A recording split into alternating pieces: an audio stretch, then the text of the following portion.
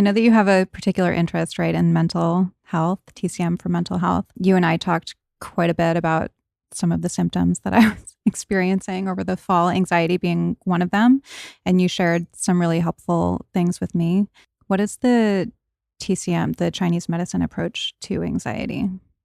I guess there are a few different approaches. The most popular pattern you would associate with anxiety, probably something like liver qi stagnation. But you kind of have to remember, like, as is the case with everything, but the terms don't always directly translate between Western medicine and TCM terms. So if you look at anxiety, there's actually like countless different presentations or like different patterns that would all kind of fall under this umbrella of anxiety. So I'm working on a book now, and I've brought in some medical historians as well to do research on classical, like ancient texts, to find basically how anxiety was viewed throughout the ages and how different mental disorders were viewed throughout the ages and what the treatment was for each one of them.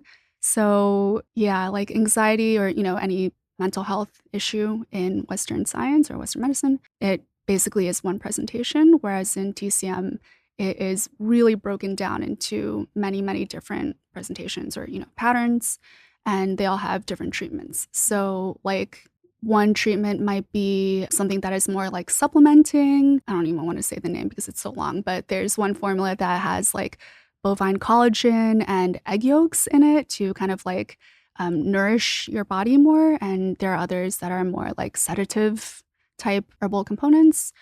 But I think probably the most popular treatment, and it's a formula I've already mentioned, it's called 加味逍遥散. And in English, it's known as, it has a few different names, but like Free and Easy Wanderer Plus. On our site, we call it Relax Plus. Yeah, I was going to say, is that the Relax with the multiple X's? Yeah, exactly. When I bought that one, I think, and I was like, this has 3 X's. This is legit. I'm going to be really relaxed.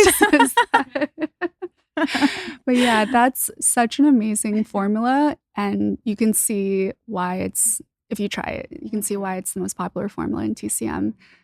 Because not only is it used to treat anxiety and like mood disorders like depression as well, it's also the first or the most popular formula for PCOS. So it's good for also like PMS or like hormonal stress. For anxiety, in terms of looking at like clinical trials, it has been proven to be more effective than Zoloft for like depression with mild anxiety, moderate depression with mild anxiety. And for insomnia, it's also been shown to be effective than a benzodiazepine.